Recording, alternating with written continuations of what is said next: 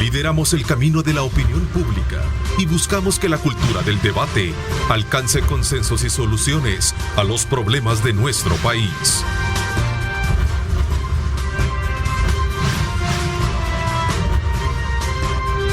Diálogo con Ernesto López.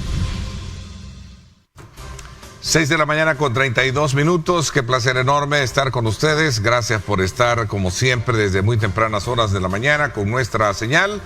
Vamos de inmediato, como siempre, a ofertarle los análisis, las temáticas y los puntos de vista que están precisamente gravitando alrededor de temas importantes, como el que este día vamos a subir y que hemos venido analizando desde varios ángulos y especialmente desde la parte jurídica. El pasado viernes en el debate político semanal, en la edición especial de este programa, por cierto, fue un tema de abordaje, así como también en otros, en cuanto a el derecho que tiene un suplente de poder asistir cuando esté ausente un diputado propietario.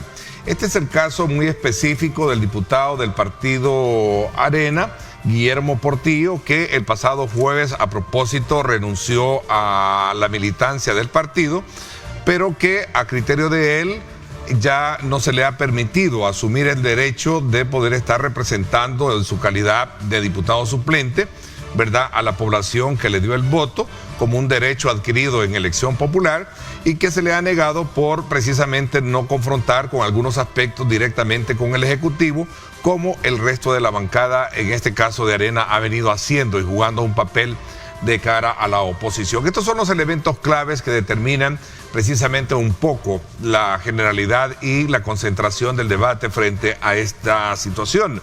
Hoy tenemos acá la oportunidad de conversar con él y precisamente vamos a dirimir estos y otros elementos. Guillermo Portillo, ex diputado suplente del Partido Arena, nos acompaña acá en el estudio. Bienvenido, gracias por acompañarnos. Gracias a la oportunidad que nos dan de poder venir y exponer estas similitudes que se están dando. Agradecerles también, darle primeramente la honra y gloria a Dios sobre todas las cosas y decirle al pueblo salvadoreño que vamos a seguir trabajando en este esfuerzo. Son casi 30,000 razones que nos dan para seguir en esta lucha, en este proceso, porque tenemos que hacer valer el derecho de los salvadoreños, de los capitalinos que voluntariamente lo ejercieron en las elecciones anteriores. A ver, comencemos un poquito para comprender mejor la situación. ¿Cuáles son los argumentos o los aspectos que no han logrado concretizar la participación dentro del ejercicio de la suplencia? Debió haber sido, si fue el jueves, o desde que, en este caso, la ausencia de la diputación propietaria, en este caso, la de la diputada Margarita Escobar, debió haber estado asumiendo esa representación. ¿Es así o ha estado ausente asumiendo el papel suplente, Guillermo? Bueno, quiero comentarles que realmente es algo que nunca se ha dado en el país. Esto es primera vez en la historia de que un diputado propietario se ausenta de forma interrumpida de casi 6 meses después de las elecciones, después de asumir el cargo. Todo jefe de fracción, según el artículo 21 del reglamento interior de la Asamblea, tiene la facultad de hacer llamamientos para que puedan suplir a cualquier diputado propietario cuando hace falta, pero esto es de forma eventual. Esto es cuando hace falta por una o dos asambleas legislativas o en las comisiones. Pero esta cosa es diferente. El reglamento establece que la junta directiva puede llamar entonces. Sí, totalmente, pero cuando son de forma eventuales, no de forma interrumpida, sin saber el conocimiento, qué es lo que está sucediendo, y cuando tienes 6 meses de ausencia. Entonces, la misma Constitución de la República y el último fallo de la Sala habla específicamente que la Asamblea Legislativa, y en este caso la Junta Directiva, puede hacer un llamamiento específico al diputado suplente del diputado propietario cuando hay un faltante por larga duración. En este caso son 6 meses. Entonces, la ausencia de Margarita Escobar. Así es. Entonces, nosotros... ¿Tú tienes conocimiento, no has tenido contacto con ella siendo su suplente? La última vez que tuvimos contacto fue cuando ella iba ingresando al hospital, cuando le dio COVID, que realmente a ella sí le dio COVID. Sí. y se puso un poco mal de salud. Esta fue la última vez que conversamos los dos. Ella le solicita al jefe de fracción, le entrega una carta en la que se la hace llegar, en la que solicita que el que la represente, quien asuma el cargo, sea su suplente. El jefe de fracción. ¿Tú tienes copia de esa carta? Sí, yo tengo copia de esa carta. El jefe de fracción toma la decisión a título personal de no entregarme el cargo a mí, sino empezar a hacer llamamientos o sustituciones al antojo de él. Entonces, eso, de otros diputados suplentes. Otros diputados suplentes. Y específicamente en esto me quiero apegar. Nosotros no estamos peleando que sea directamente el diputado suplente el que tenga que sustituir al propietario cuando son eventualidades. Si no, nos estamos apegando a la última resolución de la sala, en la cual obliga al diputado suplente ir en la casilla con el diputado propietario. Y es así como votan los salvadoreños, claro. Es así como eligen los salvadoreños quiénes son los que los representan. Tengo acá, por cierto, una papeleta que fue la elección última en la que aparecía la diputada Margarita Escobar y aparecía tu persona. No sé, productor, si podemos colocarla en imagen para de alguna manera constatar precisamente lo que usted está diciendo. Así es. Que a la par de su, digamos, de la elección de Margarita, también está la otra papeleta en términos de poder conocer quién va a acompañarla también en su proceso de suplencia. Totalmente. Este fallo empieza desde el 2015, cuando quitan completamente a todos los diputados suplentes, y en el 2018 se les da facultades para que participen en la casilla con su diputado propietario. En el 2021 los salvadoreños tienen la oportunidad de elegir a quienes van a ser sus representantes, y son casi 30,000 personas los que nos dan el aval, nos dan su apoyo de forma voluntaria, de forma democrática, y que hasta este momento ha sido coartado. Sí, vamos a ver, quisiera que me la mostraran, porque la que me dieron fue la ampliada, donde aparecen las 12 rostros, productor. Es el número 4, ahí está, precisamente que esta es parte digamos, parte de la campaña o la promoción que se hizo también. Esta fue la campaña interna que, con apoyo incluso del municipio de San Salvador, en la cual sacamos la mayoría de votos, logramos posicionarnos en la primera casilla por el departamento de San Salvador. Tu servidor, al ser coartado del derecho que me asiste, de la oportunidad de representar esas comunidades, de la oportunidad de impulsar proyectos y beneficios de las grandes mayorías, está imposibilitado, porque como diputado suplente no puedo hacer iniciativas de ley, no puedo representar de forma coherente y de forma representativa a esos miles de salvadoreños que en las pasadas elecciones se levantaron de forma democrática, de forma voluntaria, y fueron a externar su voto en las pasadas elecciones. Si la gente no hubiera querido que Guillermo Portillo estuviera en la Asamblea Legislativa, simple y sencillamente no hubiera votado sobre la casilla 1 por el departamento de San Salvador. Pero no da la oportunidad de representarlos, pero antojadizamente el jefe de fracción toma la decisión de no querer notar la oportunidad, de no querer tener un representante de las comunidades de San Salvador en la Asamblea Legislativa. A ver, regreso de nuevo para comprender mejor este fenómeno, porque ya voy a tener la oportunidad de ver la postura de ese debate del día viernes que tuvimos en el programa con abogados, donde precisamente se daban a conocer la sustentabilidad jurídica de todo este embrollo, lo voy a llamar así, perdón un poco el léxico, Guillermo. A ver, ¿significa que desde la ausencia de Margarita de Escobar en la Asamblea Legislativa, usted como diputado suplente de ella no ha estado en la curul? He tenido sustituciones, pero no el llamamiento para poder representar de forma como diputado propietario. Es la investidura del cargo. Cuando es la sustitución, solo es en el tiempo de la plenaria. Solo eso dura. Si la plenaria ¿Y en el caso de las comisiones? Solo es en la hora de la comisión.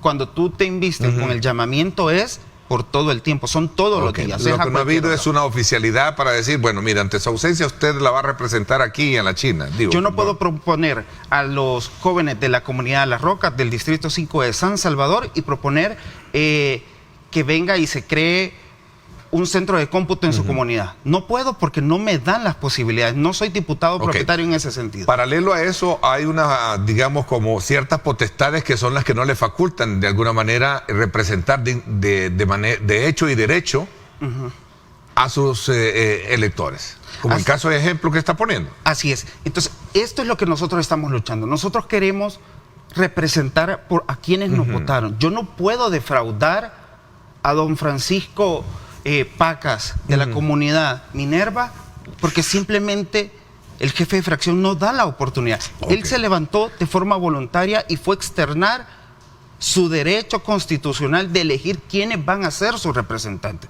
Y eso es lo que se está coartando. Ok, vamos a ver. Ese llamamiento no es lo mismo a hacer oficial la ocupación de la curul en vista de la ausencia del propietario.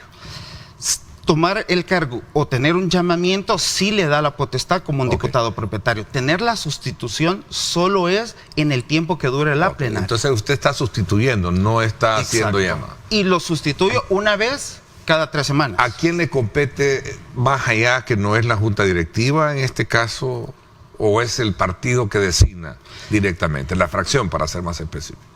Específicamente esto nunca ahí es donde está la disyuntiva jurídica que decían nuestros panelistas del día viernes, porque los diputados se deben a sus electores, no a sus partidos. Así es. Y yo ayer incluso lo conversaba con representantes de la bancada SEAG y les decía en el caso muy específico de las 2 personas que han sido separadas ya a partir del proceso que se les llevó a cabo, que realmente ellos de alguna manera están representando a sus electores, no precisamente a las lealtades de su partido, que son 2 cosas distintas, las libertades y otra cosa es la representación legítima que me da a mí el pueblo al resultar de ser electo.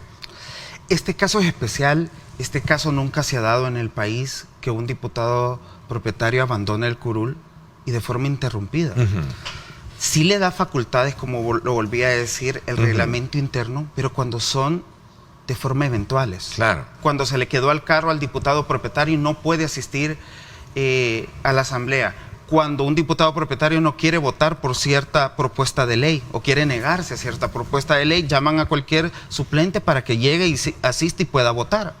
En esos casos sí tiene la facultad el jefe de fracción, pero en el caso que tiene 6 meses de abandono de forma interrumpida, que nadie tiene conocimiento de qué es lo que está sucediendo, en ese caso sí me faculta la Constitución de la República, el último fallo de la Sala, en la que dice específicamente que cuando existe una imposibilidad de concurrir de un diputado propietario, al único que tiene que ser llamado es a su diputado suplente, aún habiendo diputados suplentes de la misma bancada de su partido. Esa es la última sala y a eso nos estamos apegando. Nosotros no estamos peleando contra un partido político, nosotros estamos peleando con el derecho que nos asiste de poder representar a los salvadoreños que de forma voluntaria fueron a votar en las pasadas elecciones. A ver, eso de alguna manera lo lleva a usted a estar en contra, digamos, de esa postura de la fracción. ¿Qué mecanismos de comunicación se han logrado establecer para poder, digamos, tener respuesta a todas las peticiones que usted ha hecho? Bueno, nosotros estamos trabajando con el cuerpo legal que tenemos para poder llevar esta petición a la Junta Directiva, en la cual le vamos a dar un plazo. ¿Junta directiva o fracción? A la Junta Directiva. Nosotros hace 5 meses empezamos a dialogar con el Consejo Ejecutivo Nacional, en la cual le solicitamos que nos dé la oportunidad de representar a los votantes que, como vuelvo e insisto, de forma voluntaria eligieron una fórmula de diputados. En ese caso nosotros empezamos hace aproximadamente 6-7 meses, cuando empezaban los problemas con Margarita Escobar, que nos dieran la oportunidad. Cuando ella se ausenta, nosotros nos sentamos con el presidente del partido, les externamos la situación que hay, empiezan las represalias contra su servidor adentro de la fracción legislativa. ¿En qué sentido de represalia? Bueno, a mí me castigaron 1 mes y medio sin poder ir al Pleno Legislativo, porque realmente no quise atacar al presidente de la República de forma no respetuosa. Tener puntos de congruencia es una cosa, tener puntos diferentes es otra cosa, pero atacar específicamente al presidente de la República porque a un diputado se le da el antojo y ese es el premio para hacer llamamiento, en eso no estoy yo de acuerdo. ¿El partido te obligaba o le ponía condiciones a usted para que su postura fuera mucho más allá de lo crítico, fuera más contundente, más irrespetuosa? Creo que es el término que ocupó usted. Totalmente. Llega el partido, le da a usted un documento y le dice, esto tiene que leer. Y es ahí donde yo no estoy de acuerdo. Yo no estoy de acuerdo realmente. Porque usted ha hecho una declaración en el marco de su renuncia de sostener que, aparte de hacer valer su derecho, lo que se le ha negado es por no confrontar con el Ejecutivo como lo ha hecho la bancada, ¿no? Totalmente, totalmente. Y recalco lo que dije. Hay 1000 formas de decir que no y hay varias formas de decir que sí. El respeto es lo que no se tiene que perder. Detonar los puentes de entendimiento, detonar la forma o las mesas de diálogo es lo que yo no estoy de acuerdo. Este país tiene miles de problemas, pero si seguimos confrontando la derecha contra la izquierda, el pasado contra el futuro, no vamos a lograr sacar este país adelante. Y es lo que yo no estoy de acuerdo. Le agradezco que nos haya dado como medio de comunicación la primicia para poder venir a hablar acá ante el país sobre este tema. Pero estoy en la obligación de hacerle la pregunta. De alguna manera, cuando usted asume la participación en el partido político, lo hace precisamente acarreando una serie de compromisos que tienen que ver con la lealtad. Esa parte en la cual usted en su momento niega el poder sentar posturas para poder ejercer el papel de oposición, como está en el caso su partido Arena, ¿no representa una deslealtad de parte suya para el partido Arena, Guillermo? Es que los principios y objetivos de Arena es cambiar la historia de este país, mejorar la vida de los salvadoreños, intentar sacar adelante, combatir la corrupción, combatir la delincuencia. Eso es lo que son los principios y objetivos de Arena.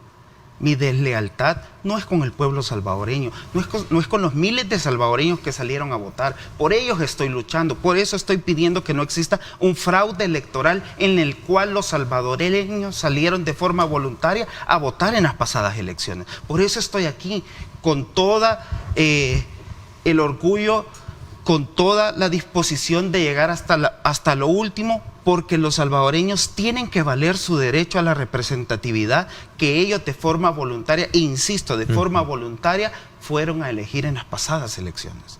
Yo fuera desleal con esas comunidades que salieron a votar si yo me quedara simplemente callado y no los pudiera representar. Yo fuera desleal si realmente me opusiera a un hospital para animales. Yo fuera desleal con la micro y pequeña empresa si yo me opusiera a los beneficios que le dio el gobierno después de la pandemia. Ahí sí fuera desleal con la comunidad salvadoreña, ahí sí fuera desleal con el pueblo salvadoreño. Pero yo estoy aquí luchando por hacer valer sus derechos que de forma voluntaria fueron a elegir en las pasadas elecciones. A ver, hay un elemento ahí también que me gustaría conocer. ¿Quién dentro de la dirigencia o tiene nombre y apellido el tema de la dirigencia que le dieron a usted ese documento para decir usted tiene que decir este guión y que eso a su criterio va en contra de la ética para poder hacer la demanda o el reclamo al Ejecutivo, como lo dice? Bueno, son los asesores los que nos hacen llegar lo que tenemos que decir. Por eso son las posturas de diferentes diputados que para poder atacar al gobierno, a sus representantes o a sus líderes de la oposición, tienen de premio poder asistir a las diferentes plenarias. ¿Qué asesores? Los asesores que tiene el partido político.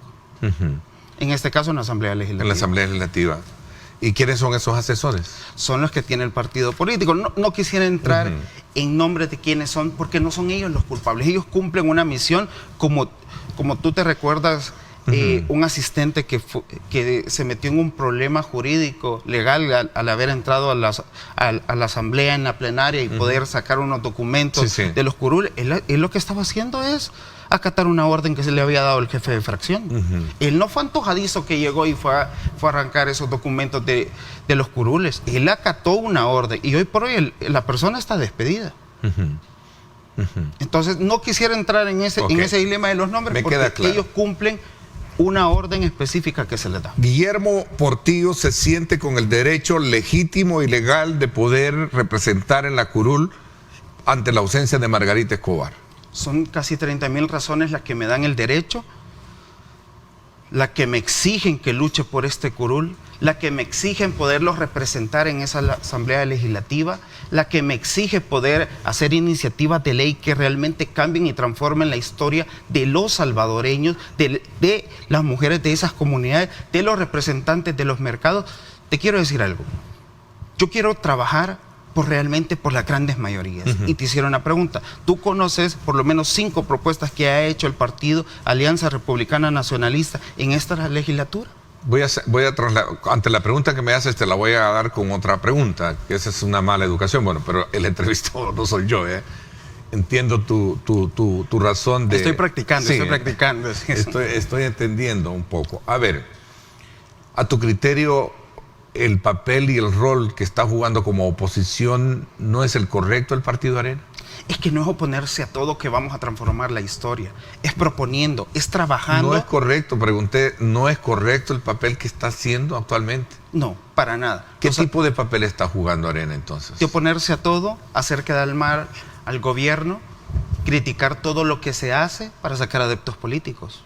A ver, pero ese es el papel que le corresponde ahora bajo la lógica en el estatus en el que se encuentra como opositor. Ser opositor significa ir en contra de aquellos que ellos consideran que a lo mejor se ha hecho malo. Y cuando yo converso con algunos dirigentes de partidos me dicen el problema que se está haciendo malo y esos son los elementos que nosotros exponemos y que a ellos no les gustan. ¿Estás de acuerdo en ese planteamiento? Asume un poco el papel de defensa de gente de tu partido que dice, el papel de oposición nuestro concurre sobre la base de decirles, miren, el gasto en el cual están haciendo por el país va en una línea incorrecta, de acarrear más deudas que al final van a tener que ser pagadas a 10 a 15 años más por otra generación. Y ese solo es un ejemplo que estoy poniendo. Estoy tratando la manera de ser lo más equilibrado para no herir susceptibilidad ni de un lado ni del otro. Así es. Cuéntame. Vuelvo a hacer una pregunta. ¿Y qué ha propuesto Arena para mejorar eso? ¿Cuál es la representación popular que tenemos en la Asamblea Legislativa? Martes tras martes, ¿qué es lo que propone? Criticamos, pero ¿qué proponemos? ¿Hemos mejorado la economía de las mujeres? ¿Hemos mejorado la calidad de vida de los jóvenes? ¿Estamos trabajando en temas de prevención? ¿Estamos realmente representando a los salvadoreños que luchan y se levantan día tras día para cambiar la historia de sus familias? ¿Estamos mejorando y estamos legislando para cambiar ese entorno que vive la micro y pequeña empresa? ¿Acaso entendemos lo que realmente están viviendo los empresarios hoy por hoy después de una pospandemia? ¿Acaso estamos proponiendo cómo mejorar la economía de los salvadoreños o simplemente nos estamos llevando a criticar, a oponernos, a decir cada día no, no y no y dejamos de proponer? Una oposición debe de ser congruente con lo que hace, con lo que dice, con lo que vive y con lo que representa. Los salvadoreños no quieren más confrontación. Los salvadoreños lo que quieren son mesas de diálogo, puentes de entendimiento, que realmente trabajen por los problemas que acuden a las grandes mayorías de este país. Conocimos muchos en el tema de los desaparecidos, pero ¿qué propusimos como oposición? Criticamos el plan de seguridad del gobierno, pero ¿qué proponemos? ¿Cómo podemos llegar a las comunidades y decirle a la gente que estamos trabajando por mejorar la educación si no proponemos nada? Y es ahí donde yo me veo en obligación y tengo 30,000 razones de querer cambiar este país, de querer cambiar la historia que estamos viviendo, de querer representarlo, de querer trabajar de cómo mejorar y darle oportunidades de empleo a los jóvenes, de mejorar la calidad de vida que tienen las personas que trabajan en los mercados, las personas que trabajan en las comunidades. Es muy fácil representar al pueblo salvadoreño cuando tenés 20 años de ser diputado, pero es tan difícil poder entender lo que se vive en esas comunidades. Muchísima gente se opone a los cubos. Yo los apoyo completamente porque son apoyados por la Unión Europea, por USAID, por la comunidad mexicana o la cooperación mexicana, la cooperación alemana. ¿Cómo nos podemos oponer cuando nunca ha existido desarrollo en esas comunidades? Y es ahí donde yo estoy pidiendo la oportunidad porque 30,000 votantes me dan la razón de poderlos representar. Marcela Villatoro, tu colega diputada propietaria en Arena, dijo a un medio de comunicación, Diario El Mundo, de fecha 11, está peleando una curul que no le corresponde, dice la diputada Escobar, no ha renunciado. Los cargos de elección popular son irrenunciables. ¿Qué piensas? Bueno, en este caso vuelvo al tema de que son 6 meses de ausencia interrumpida, son 6 meses que no tenemos conocimiento de qué es lo que ha sucedido y son 6 meses que se nos ha vulnerabilizado la oportunidad de poder representar a esos salvadoreños que se levantaron desde tempranito y fueron a votar por una fórmula de diputados y qué es lo que estamos exigiendo en este momento. Comprendo y respeto la postura de Marcela, es una buena diputada, pero en este caso, vuelvo e insisto, hay 30.000 razones que nos obligan a luchar por esa representación. Si yo me quedo callado, si yo me quedo de lado, si yo me quedo en el olvido, simplemente estoy defraudando a esos votantes que creyeron en nosotros en las pasadas elecciones. Y eso es por lo que tengo que luchar. Hay que transformar la vida, hay que transformar la democracia y hay que respetar y defender la democracia, que hoy por hoy quieren existir un fraude electoral. Yo te voy a decir algo. ¿Consideras que es un fraude electoral lo que es tu caso en particular? Te doy un ejemplo. Valeria Cermeño fue una de las votantes que fue a decir: yo voto por Guillermo, no comparto mucho a Margarita Escobar, pero voy a votar porque Guillermo va en esa fórmula. ¿Realmente se está haciendo valer su voto? ¿Realmente se está haciendo valer el voto de 30.000 personas? ¿Cuántos realmente fueron a votar por Guillermo Portillo y cuántos no fueron a votar realmente por Margarita Escobar? ¿Realmente se les está dando el derecho de respetar su voto, su voluntad popular, o realmente está existiendo un fraude electoral? Es ahí donde tenemos que pensar qué es lo que está sucediendo, si realmente los salvadoreños le dieron el derecho al jefe de fracción de elegir quién los iba a representar, o ellos voluntariamente fueron a las urnas a elegir quién los iba a representar. A ver, de alguna manera este es el elemento, digamos, discordante que existe, ¿verdad? Si es que por que no tener la renuncia es que verdaderamente debe de asumir. Y es que entiendo de que renuncia no hay, pero bajo la ausencia y la lógica hace pensar de que sinceramente ha renunciado, porque no sé qué tipo de comunicación existe, y esa sería una buena pregunta que hacérsela al presidente de la Asamblea Legislativa, Ernesto Castro. Voy a invitarlo para ver también de qué forma podemos analizar este elemento. Me están pidiendo una pausa comercial. La salida de Guillermo Portillo, la renuncia el pasado jueves, se da en el contexto de más renuncias que se dan en otros partidos y especialmente en Arena. Cualquiera sospecha, bajo la lógica de que estás de alguna manera abandonando Arena para poder ingresar a lo que ha denunciado tu partido, ¿verdad? Que es precisamente la incorporación a este nuevo movimiento político, partido en formación denominado Fuerza Solidaria. ¿Me cuentas un poquito si has tenido plática con ellos al respecto? ¿Te parece?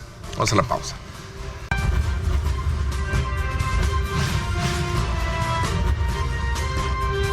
Diálogo con Ernesto López.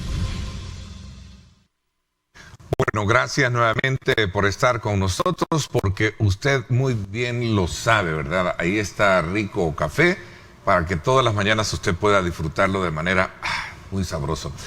Así es que vamos a continuar en esta segunda etapa de la primera parte del programa, conversando precisamente con el diputado suplente de la diputada Margarita Escobar, Guillermo Portillo, quien el pasado jueves renunció precisamente de la militancia del partido bajo varios argumentos, entre ellos un poco la insatisfacción por no asumir precisamente o tener el aval, en este caso de la fracción o del partido, para asumir la representación que le compete, según él, para representar ante la ausencia ya de 6 meses de Margarita Escobar.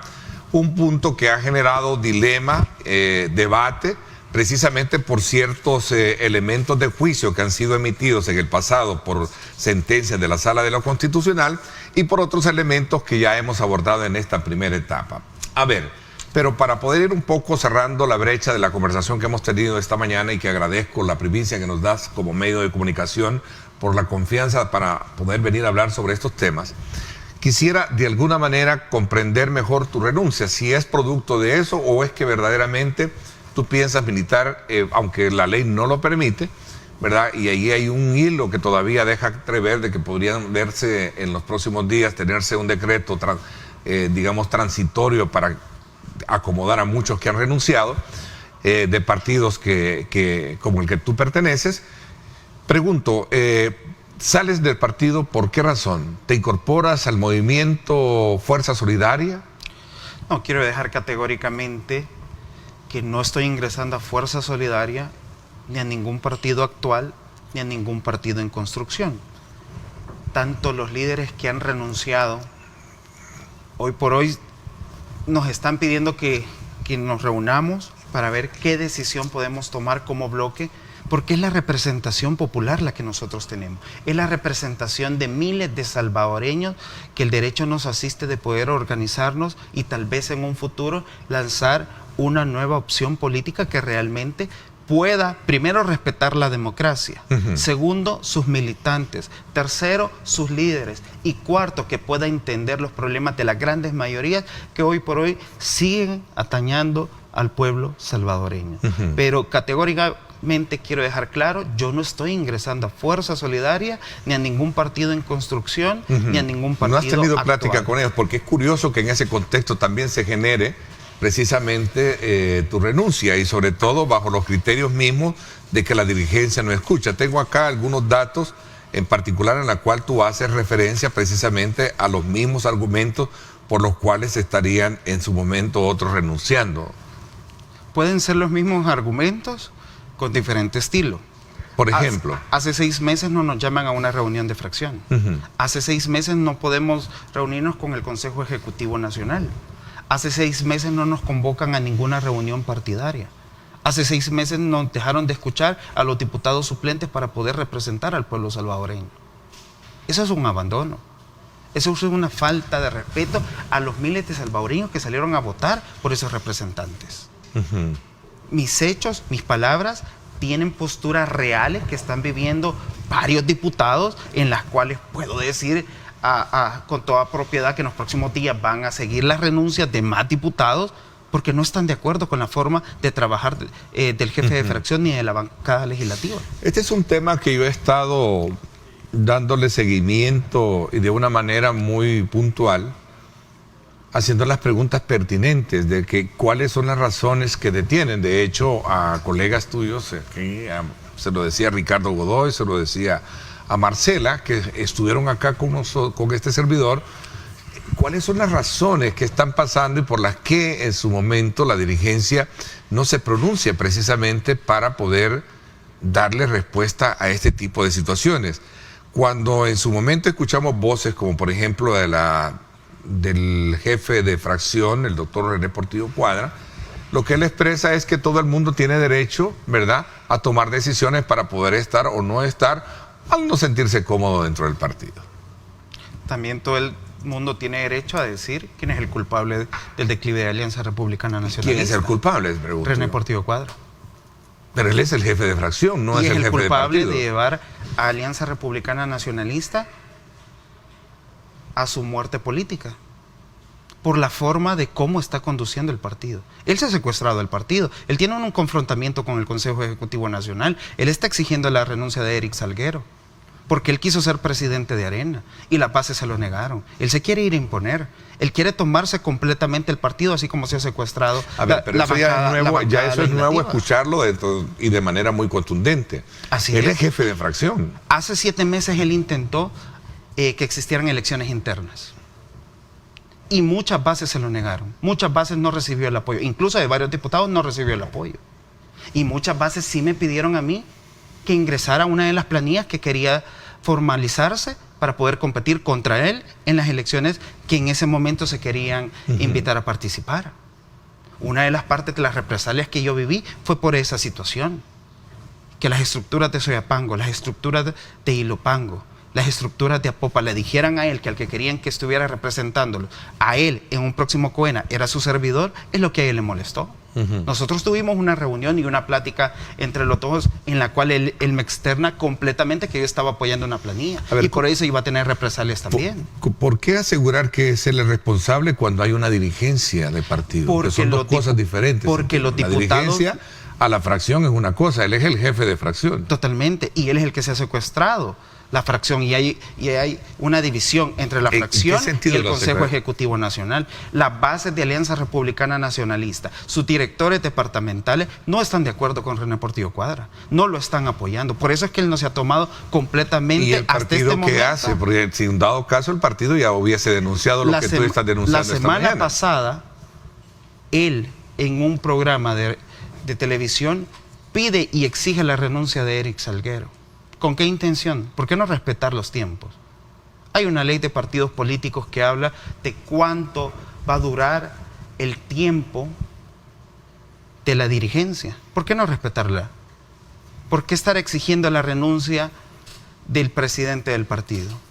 ¿Por querérselo tomar o por quererse catapultar para ser candidato presidencial? ¿Por qué ha llevado a la fracción legislativa a tener un enfrentamiento con el Ejecutivo? ¿Por qué razón? Él cree que al hacerse una fracción más ortodoxa de lo que es, va a lograr él tener adeptos políticos. El 84% de los salvadoreños aprueba la gestión del presidente de la República. A Arena hoy por hoy le dan el 3%. Y te vuelvo y caigo en un punto. Arena dejó de proponer y dejó de representar a las grandes mayorías. Hoy por hoy Arena lo que está haciendo es lo que pide el jefe de fracción. No lo que piden su base, no lo que piden los representantes. A ver, pero si Arena dejó de representarlo, ¿cuál es el interés entonces de tu persona como diputado de querer asumir ser propietario de un partido que no representa y dejó de representar al pueblo? Por eso tuve la valentía de declararme de forma independiente para poder representar a esa gente que voluntariamente salió a las urnas a externar su derecho de elegir quiénes iban a ser sus representantes. Te quiero, para terminar ese tema, hay una sentencia, la 35-2015, 61-2009, 144-2014, 126-2014, en la que habla y específicamente dice cómo va a ser la democracia representativa en este país. Y es lo que hoy por hoy se está coartando, hoy por hoy lo que se está negando el derecho de los ciudadanos a quienes van a ser sus representantes. ¿Has tenido conversación con algunos miembros del movimiento del nuevo partido Fuerza Solidaria, por ejemplo? Conozco a varios, pero no he tenido ninguna conversación. No ha habido ningún ofrecimiento al respecto. No tengo ningún ofrecimiento, no tengo ningún interés tampoco de ingresar a Fuerza Solidaria. A ver, voy a hacer un ejercicio con relación a lo que tú dices, que Arena se opone a iniciativas que se plantean en la Asamblea Legislativa que son de beneficio para el país. Por ejemplo, esta ley que se ha creado precisamente sobre los delitos informáticos. Parte de las argumentaciones por las cuales Arena no ha dado como fracción su voto es precisamente porque se abren espacios para poder establecer lo que ellos llaman, ellos, no yo, un espionaje de carácter político a medios de comunicación y otros actores opositores al gobierno. ¿Tú hubieses dado, si hubieras estado al frente de la curul en representación de Margarita, hubieses dado los votos para esa ley? Yo te quiero dejar algo claro, yo no estoy pidiendo ser uno más de Nuevas Ideas. Yo no estoy pidiendo ser uno más del grupo parlamentarios que acompañan a Nuevas Ideas. Yo lo que estoy pidiendo es representar al pueblo salvadoreño. Y cuando te hablo y específicamente, yo no me puedo oponer a la construcción de un hospital para animales. Yo no me puedo oponer a la ayuda económica que recibieron la micro y pequeña empresa. Yo no me puedo oponer a que sigan viniendo vacunas al país. Yo no me puedo oponer a que exista el desarrollo social sostenible, la entrega de computadoras a esas personas que nunca van a tener un acceso a tecnología para educarse de una forma diferente. Yo no me puedo oponer a eso. Si yo le pregunto, y le he hecho esa pregunta a varios de tus compañeros de fórmula, es que dicen la argumentación que plantean no es que nos oponemos, lo que vemos son los mecanismos de acceso, ya sea para poder ir incurriendo más en deuda o en la capitalización de fondos o finanzas que no se tienen, y es ahí donde entramos en desacuerdo, dicen mucho, ¿verdad? Porque estamos ocupando préstamos más préstamos y llevando al país a más deuda. ¿Qué piensan? Es ahí donde necesitamos una oposición constructiva. Es ahí donde necesitamos políticos diferentes que entiendan cuál es el sentir de la población. ¿Por qué no rescatamos el agro? ¿Cuál, por ejemplo? ¿Por qué no rescatamos el agro? ¿Por qué no rescatamos y le damos incentivos a los jóvenes para que puedan crear nuevas empresas? ¿Por qué no realmente le damos un apoyo contundente a las personas que están sufriendo en los mercados cuando se les quema?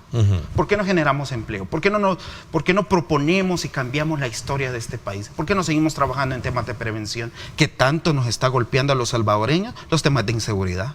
¿Por qué no seguimos trabajando cómo representar a esas mujeres que son madres solteras?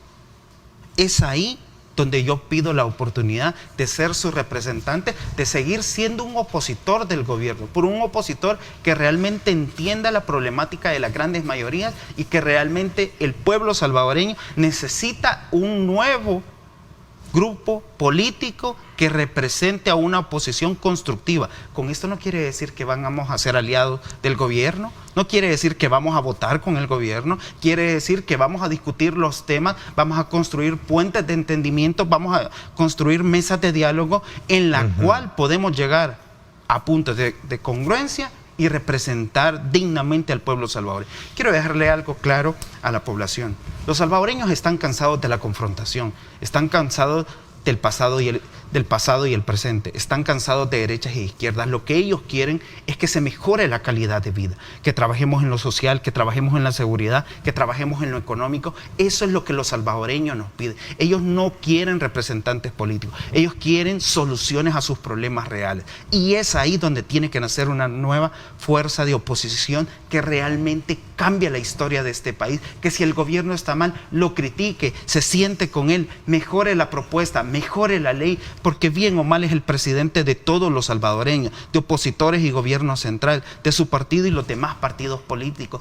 Eso es lo que piden los salvadoreños, soluciones a sus problemas, que hoy por hoy Arena, hasta este momento, no ha hecho ni menos de 5 propuestas que realmente cambien la vida de los salvadoreños. A ver, ¿hay unidad en la fracción? No.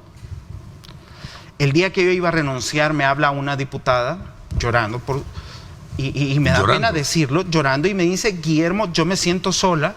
Si usted me hubiera dicho que iba a hacer esto, yo me voy con usted en este momento. ¿Qué diputada? Es una diputada que respeto mucho, ¿Suplente la o admiro propietaria? mucho. Tengo conocimiento que son 2 diputados suplentes los que van a renunciar y un diputado propietario. En las próximas semanas, si no es que la próxima semana. Tengo conocimiento que vienen más ¿Renuncian alcaldes. por el partido o por quién directamente? O Por sea, el maltrato, la falta de oportunidad, la falta de visión y la falta de ser una oposición constructiva. La gente, yo te quiero decir algo, la gente que vive en Usulután, la gente que vive en San Miguel, la gente que vive en Morazán, vive en La Unión, ellos no están pendientes de una asamblea legislativa, ellos están pendientes de cómo van a vivir el día a día, de cómo van a llevar la comida a la mesa de su familia, de cómo van a sacar adelante su negocio. Y ellos no están esperando que un partido político les resuelva, están esperando que sus líderes que ellos voluntariamente han elegido cambien esa forma y les den una oportunidad. Construir sueños en este país es complicado. Entender qué es lo que viven las comunidades es complicado, pero para eso existen los líderes que realmente queremos representarlos honestamente, que no estamos manchados con actos de corrupción, que no estamos manchados con actos que nos puedan dañar nuestra imagen y que no podamos tener la oportunidad de poderlos representar.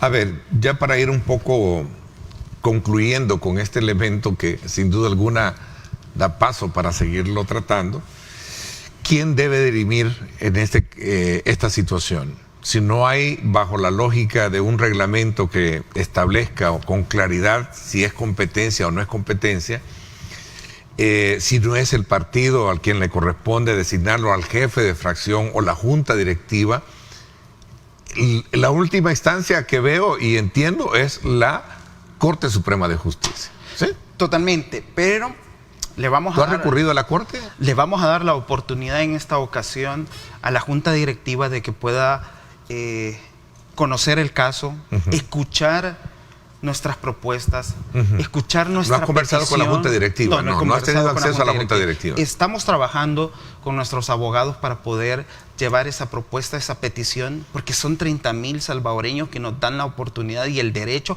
y la obligación de pelear para poderlos representar en esa Asamblea Legislativa.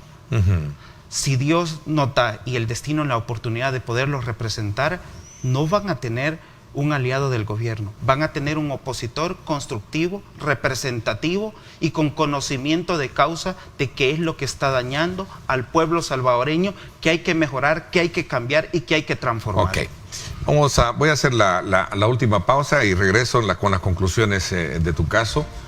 Y luego regresamos conversando con el ministro de la Defensa esta mañana. Voy a una pausa y regreso con las conclusiones de otros temas que me gustaría tratar contigo. Pausa.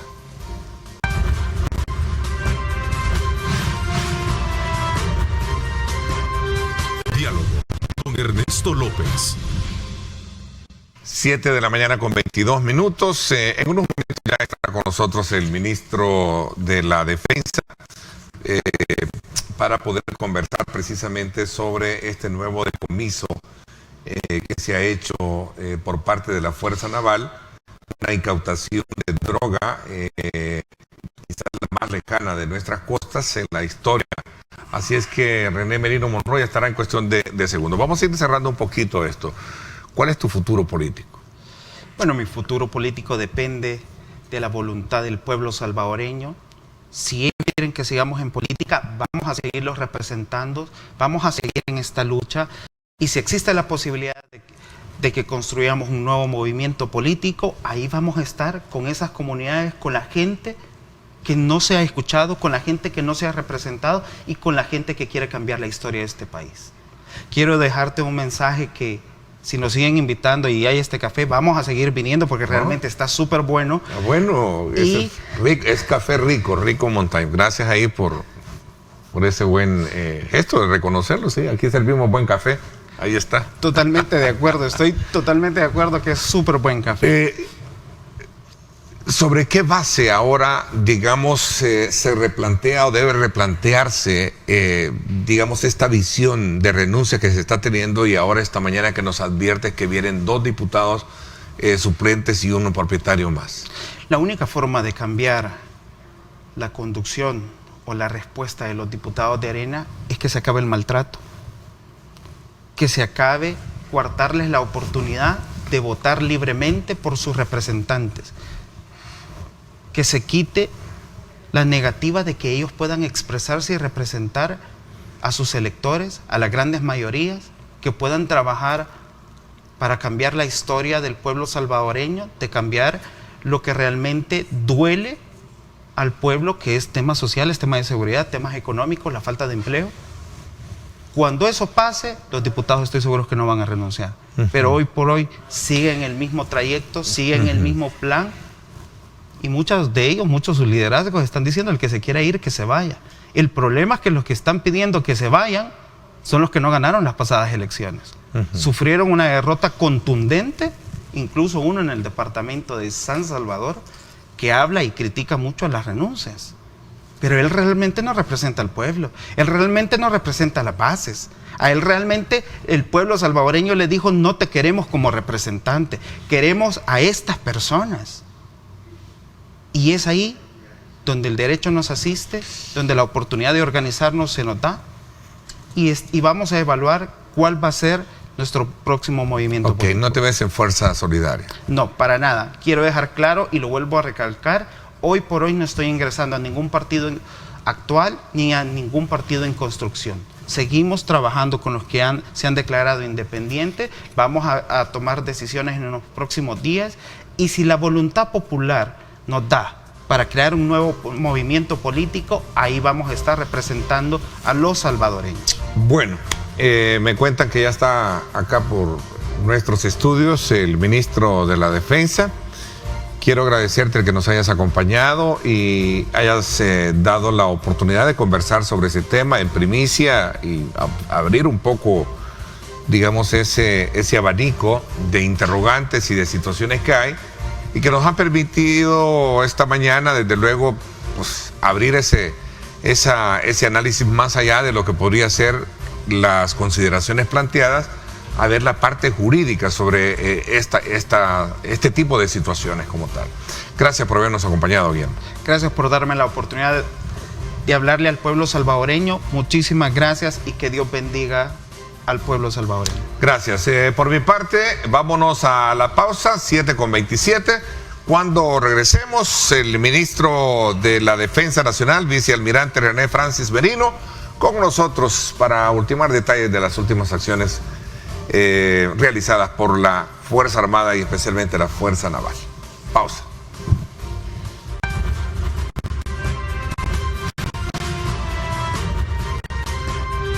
Diálogo con Ernesto López. Gracias nuevamente por estar con nosotros a esta hora de la mañana. Gracias por estar pendientes todos y cada uno de ustedes con relación a nuestra señal en lo digital, con la que llegamos a todo el mundo y la que pueden compartir con sus contactos. Saludo cordialmente al ministro de la Defensa, vicealmirante René Francis Merino. Bienvenido, ministro, ¿cómo está? Qué gusto saludarlo. Gracias, buenos días, Ernesto. Buenos días a toda la audiencia y gracias por invitarnos para conversar acerca de aquellos temas más importantes en los cuales la Fuerza Armada tiene una participación muy determinante. Bueno, comienzo con el más reciente anuncio que se hacía de que la Fuerza Naval realizó la incautación de droga en aguas muy lejanas de nuestra costa, y esto es algo casi histórico. Cuéntenos un poquito sobre este nuevo suceso. Bien, primero que la distancia a la cual se hizo esta incautación supera las distancias más lejanas a la costa en las cuales se habían hecho incautaciones. Aquí importante es que anteriormente se decía que la Fuerza Naval de El Salvador, por ser una fuerza naval pequeña, no podía realizar incautaciones más allá de 50 millas náuticas. Eso se mantuvo durante mucho tiempo, y también había otro oficial de la Fuerza Naval que llegó a tener un cargo importante, que decía que también era ilegal que la Fuerza Naval hiciera incautaciones de droga. Con esto que estamos viendo, nosotros les venimos a demostrar que todo eso era falso y era parte del por qué estábamos tan mal en la lucha contra el narcotráfico. La incautación que hemos hecho a 512 millas náuticas de la costa son 948.2 kilómetros de la costa. La no son aguas nuestras. Es aguas internacionales, son aguas internacionales. En alta mar. Pero ya lo ha explicado el señor fiscal, la legislación salvadoreña permite hacer este trabajo en esos lugares.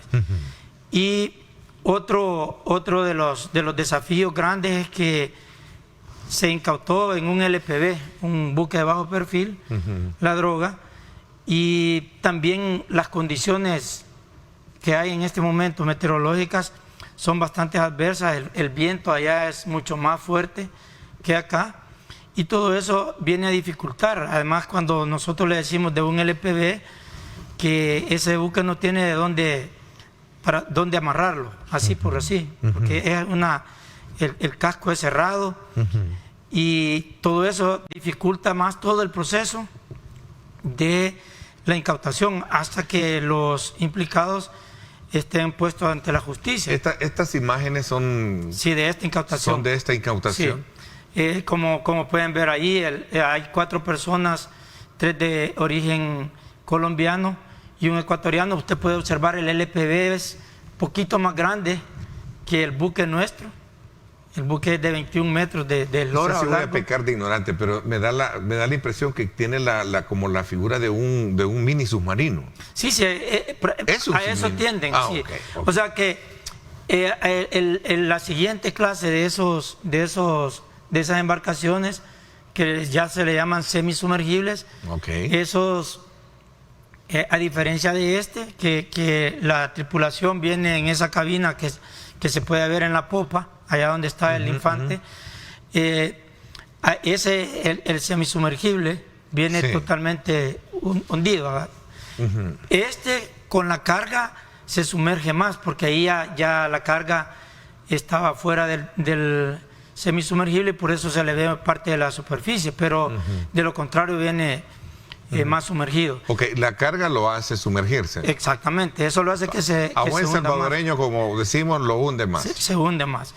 Y eso hace difícil poderlo ubicar, ¿no? en la superficie. ¿Qué es lo que sucedió el día?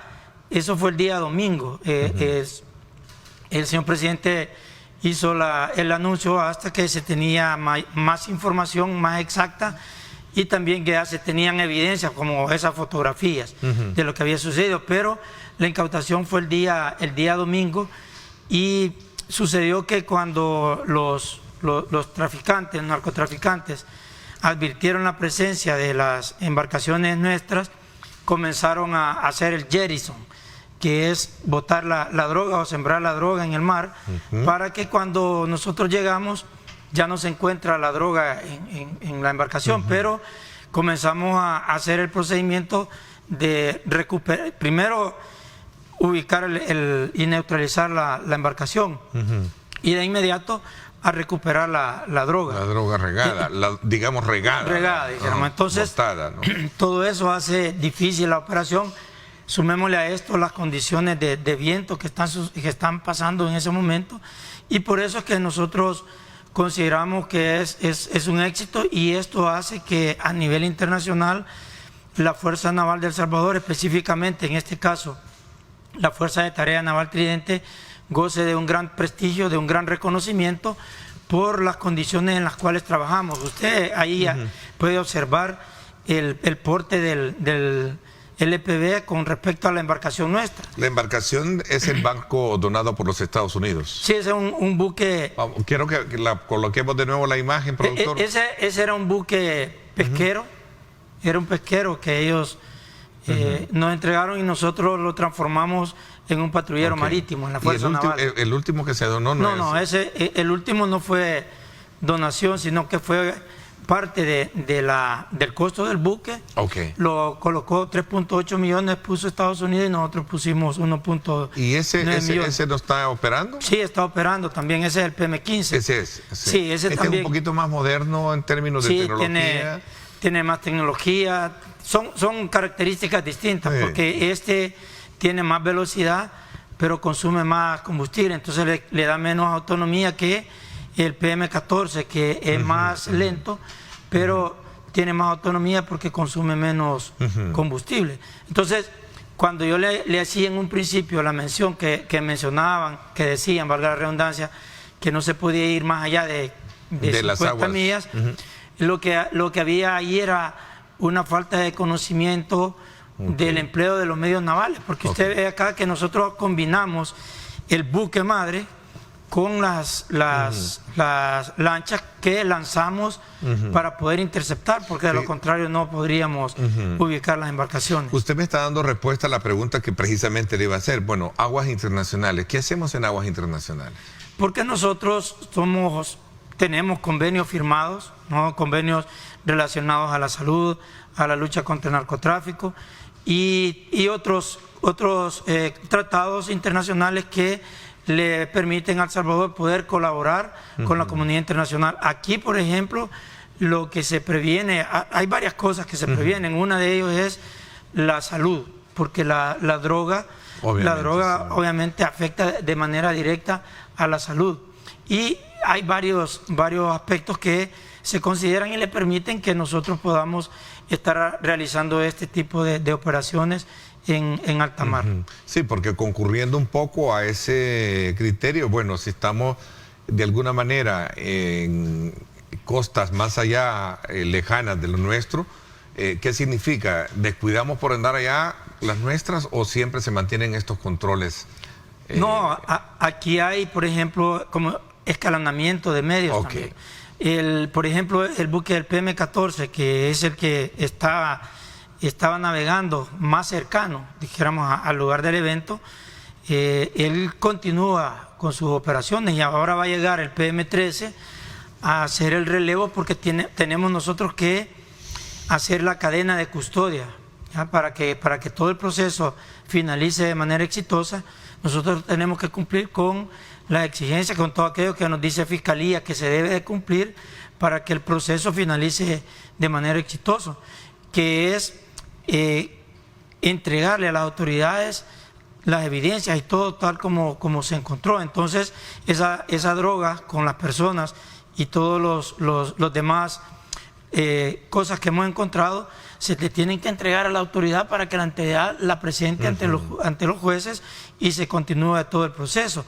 Mientras tanto, el otro buque tiene que continuar. Okay. Pero aparte de eso, eso es lo que está sucediendo, pero recordémonos que el 9 de enero de este año, la unidad de Storm de la Policía Nacional Civil incautó media tonelada frente a la bocana del Bajón. Sí, sector del Espino, creo. Del Espino, en la bocana el Bajón, entrando a la bahía de Jiquilisco. Y el 3 de febrero ubicó frente a la bocana La Bocanita 300 kilos de cocaína. Es decir, no es que por andar allá descuidamos acá, también se tiene control de esta situación. Exactamente, y puede ver usted que en el mes de febrero, cerca de la costa, 300 kilos y a 512 millas, 1.9 toneladas, más de 2 toneladas que se han incautado en lo que va de febrero a diferentes distancias de la costa. ¿Sí ha tenido, digamos, conocimiento que en este tipo de operaciones Estados Unidos ha jugado un papel muy importante en coordinación con nuestra fuerza naval? Sí, nosotros... ¿Aquí participó Estados Unidos en esta? Tenemos un oficial nuestro en Key West, sí, en Yahara South, que nosotros le damos información a él. Okay. Él comparte esa información ahí en Estados Unidos, y dependiendo de la situación, ellos también activan todas sus otras fuentes y continúan actualizándonos a nosotros. Okay. O sea que esta embarcación, esta última de la que estamos hablando, ya venía siendo monitoreada precisamente. Nosotros tenemos fuentes, ¿no?, en otros lugares que claro, nos inteligencia, dando funciona la inteligencia, ¿no? Exactamente, y aquí ya en alta mar, a esas distancias, también hay, como le digo, esa retroalimentación o esa compartimiento de la información con Estados Unidos o con otras armadas, con la Armada de México, y de esa manera es que nosotros colaboramos a la comunidad internacional en la lucha contra el narcotráfico. Ok, hablamos de 1.9 toneladas. Sí, esto también es importante mencionarlo, que el semisumergible es totalmente difícil estarlo operando en alta mar o en el mar. Me contabas. Es bien difícil. Entonces, al momento lo que hacen las tripulaciones, por las condiciones meteorológicas y todo lo que hay que mantener la cadena de custodia, hacen un conteo al tacto prácticamente de un bulto, porque no los desarman, sino que toman el bulto y cuando viene droga a granel, pues eso es mucho más fácil, pero agarra el bulto y comienza a ver cuántos paquetes puede traer cada bulto, y de esa manera se calcula, se hace un estimado de la droga, y entonces dicen 1.9 por lo menos se logra palpar, pero puede salir a la hora que ya la autoridad escanea incluso el semisumergible, puede salir un poco más de la droga o un poco menos, pero consideramos que podría salir más de 1.9 kilogramos de cocaína. A ver, lo difícil es la anclada, como decimos, de este tipo de embarcaciones, ¿no? Lo veo allí amarrado precisamente, perdón un poco el calor, la palabra, amarrado precisamente al buque de ustedes. Entonces, ¿qué es lo que usted presencia ahí? Ya es el día siguiente, cuando el buque ya llegó al lugar, porque nosotros a cierta distancia, de acuerdo a la velocidad, lanzamos nuestras interceptoras, que son las lanchas. Entonces, las primeras que llegaron al lugar fueron las dos embarcaciones menores nuestras, que son rápidas, y con ellas lo que hacen es neutralizar asegurar todo el cargamento y luego llega el buque, porque ante las pangas nuestras no lo podemos amarrar el buque.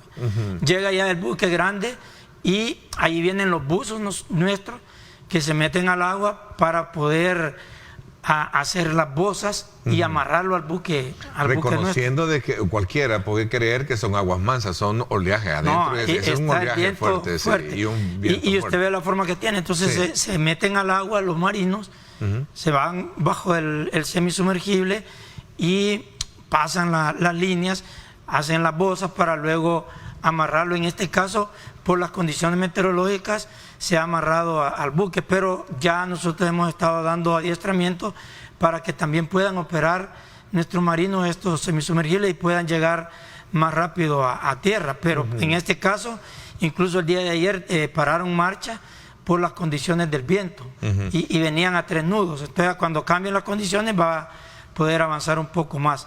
Pero son maniobras marineras de mucha exigencia, las cuales nuestro personal logra hacer de manera exitosa, y eso es lo que hace que al final haya estos resultados que hablan muy bien del trabajo que está haciendo El Salvador, enmarcado en el Plan Control Territorial. Cuando el señor presidente nos dijo siempre que la lucha contra el narcotráfico iba a ser algo a lo que le había que darle prioridad e importancia, y por esa razón es que dentro del Plan Control Territorial está considerada la lucha contra el narcotráfico. ¿Esta droga venía de? Viene de Colombia. De Colombia.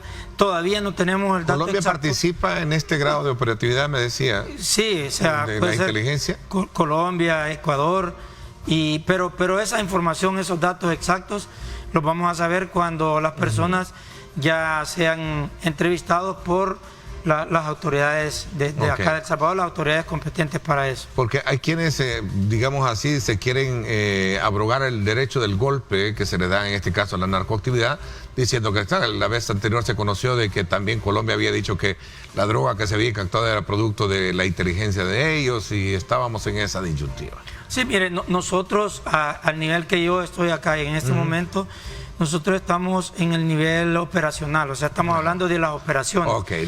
Lo político...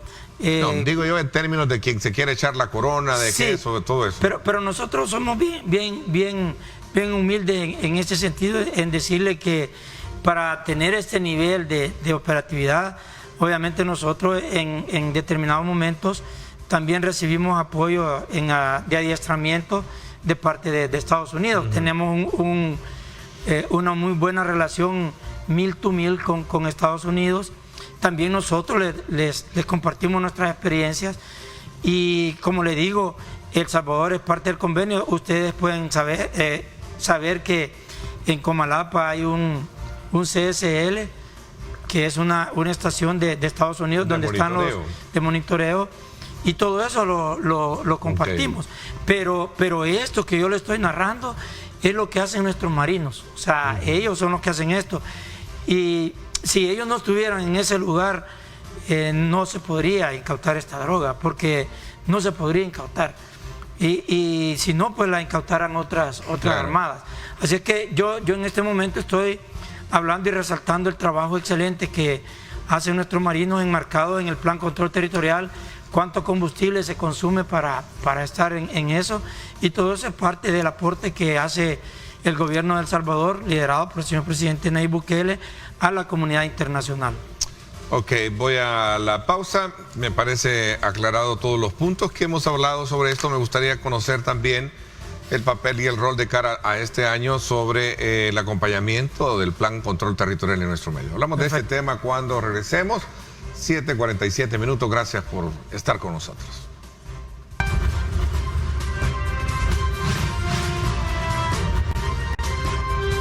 Diálogo con Ernesto López. Gracias nuevamente por estar con nosotros. Ministro, voy a aprovechar a hablar. Recientemente vi, en función de una información dada por la cuenta del Ministerio de Defensa Nacional, que en la isla meanguera del Golfo de Fonseca se inauguró las instalaciones del apostadero naval para elementos de la Fuerza de Tarea Naval Tridente. Esto como un esfuerzo para el bienestar, dice, del personal que se mantiene en permanente lucha contra la narcoactividad en la zona. Esto, cuéntenos un poquito, porque también no ha dejado de despertar ciertas inquietudes alrededor de lo que en el pasado se ha conocido también de el Nicaragua y Honduras, de tener precisamente, querer tener un poco el control en esta zona. Nosotros ahí en la isla Mianguera hemos mantenido siempre una posición que se le llama apostadero naval, ¿ya? Pero estuvo en condiciones totalmente deplorables, o sea, que incluso habían quejas de la misma población que era como casi un estorbo que había en ese lugar.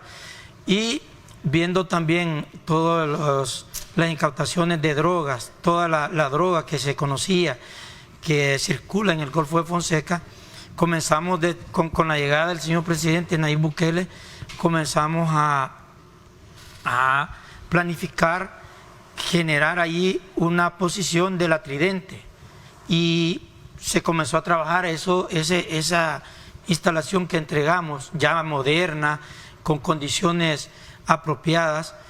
Se viene trabajando desde que llegó el señor presidente, veníamos metiéndole, equipándola precisamente para la lucha contra el narcotráfico. O sea, la Tridente es la coordinación. La unidad, la Fuerza de Tarea Naval Tridente es esa unidad que hace estas incautaciones de droga. Entonces, como ellos son especializados en la lucha contra el narcotráfico, dijimos, ese apostadero naval que antes estaba ahí, que era solamente para la misma cumplimiento de la custodia en el Golfo de Fonseca, dijimos, vamos a transformarlo en una posición de la Fuerza de Tarea Naval Tridente, porque ya va orientada a la lucha contra el narcotráfico. Y eso implica tener muelle y todo lo demás. Por esa razón es que ya este año, que teníamos totalmente equipada y completo, es que hicimos la inauguración y pusimos a los tridentes ya en ese lugar, porque como les repito, antes habían marinos que la función era diferente a la que tiene la Fuerza de Tarea Naval Tridente, y nosotros hemos visto que el año pasado se hicieron incautaciones en el área del Golfo de Fonseca, en la parte terrestre. Este año también la policía ha hecho incautaciones en esos lugares, y esa es la razón por la cual tenemos esa posición en la isla Mianguera del Golfo. Ok, ministro, el país rechazó la versión de Nicaragua que denunció una invasión del espacio marítimo. Cuéntenos un poquito. Bueno, esto es un tema que se maneja a nivel diplomático. Claro, Cancillería ya sentó posición, incluso la canciller negó la intromisión en el espacio marítimo de Nicaragua. Consideró incluso textualmente en el comunicado inaceptable la línea de argumentación que utilizó el país vecino para justificar esa supuesta violación. Sí, como le digo, esa es una situación que se maneja a nivel diplomático, y es la Cancillería nuestra la que hace las conversaciones y todo lo que tenga que hacer para llevar todos estos asuntos. Nosotros como Fuerza Naval siempre mantenemos el status quo que hemos mantenido por siempre en el área general del Golfo de Fonseca, y también en el Océano Pacífico, donde tenemos nosotros 200 millas de mar territorial. ¿En ningún momento hubo, digamos, un desplazamiento de un buque por la zona que corresponde a eso? No, nosotros, como le repito, mantenemos siempre el status quo, lo que hemos mantenido históricamente, ahí siempre nos mantenemos. Ministro, y toda esta situación que tiene que ver con el manejo de desarrollo en el tema del Golfo, precisamente sé que tiene una arista más de carácter, como usted bien lo sitúa, tratado a través de Cancillería de Estado a Estado, pero quiera si o no, es un elemento que viene a colocar, como siempre, el tema sobre la jurisdicción que podemos tener nosotros, especialmente con la famosa Isla Conejo, que es otro de los elementos que están allí, precisamente en el dilema y si no en el debate mismo. Sí, como le digo, y aquí es importante saber que nosotros, la Fuerza Armada, los militares, por Constitución estamos subordinados al Poder Civil, y tenemos leyes que nos rigen, y nosotros en esa situación lo que hacemos es sujetarnos a las disposiciones emanadas de Cancillería, del señor presidente, en el marco legal que nosotros tenemos, y mantenemos, como les repito, nuestro statu quo, lo que hemos estado haciendo por años. Eso mismo continuamos haciendo en el Golfo de Fonseca. Soldados hondureños están apostados en la isla Conejo.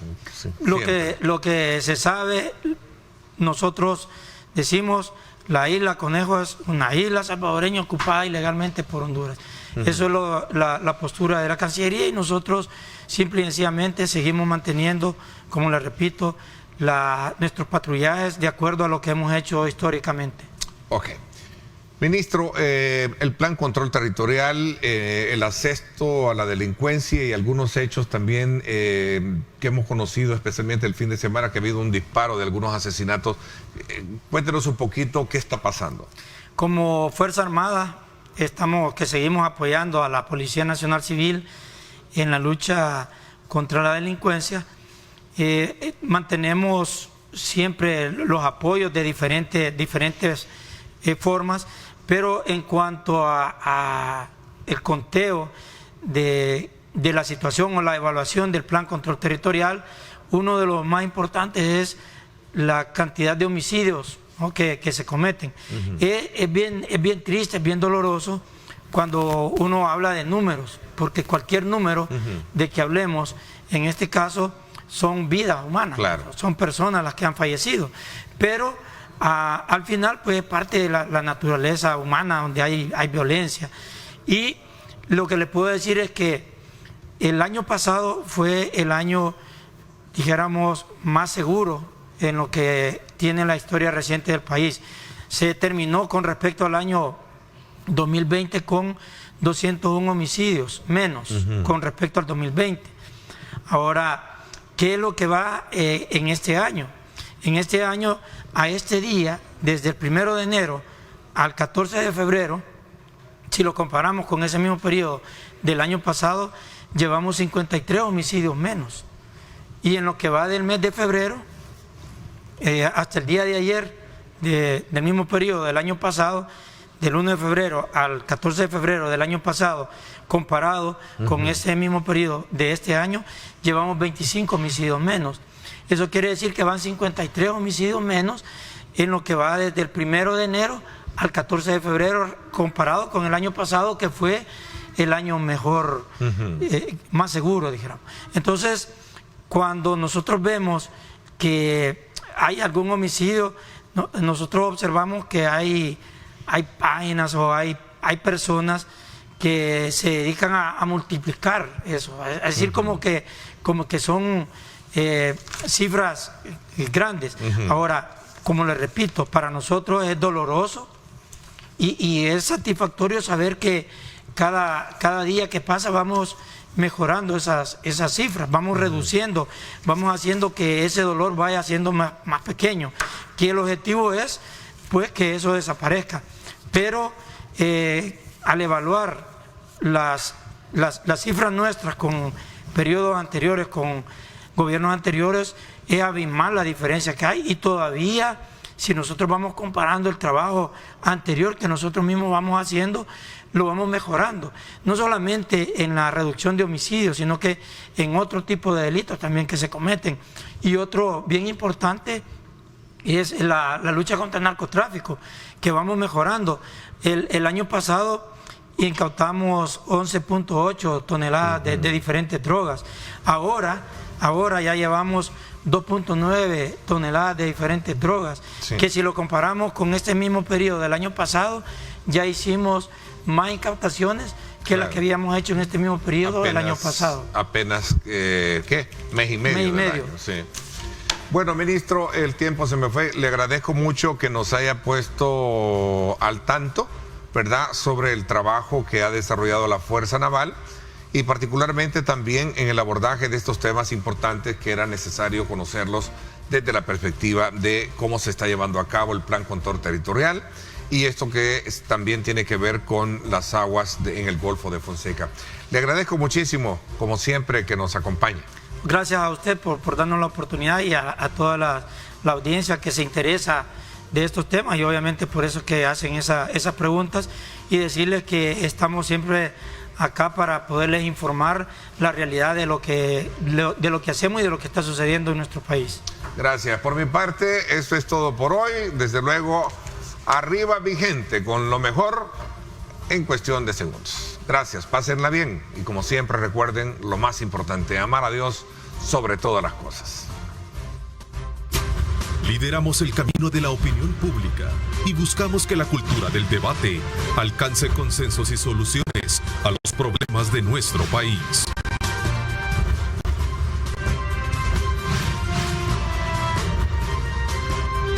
Diálogo con Ernesto López.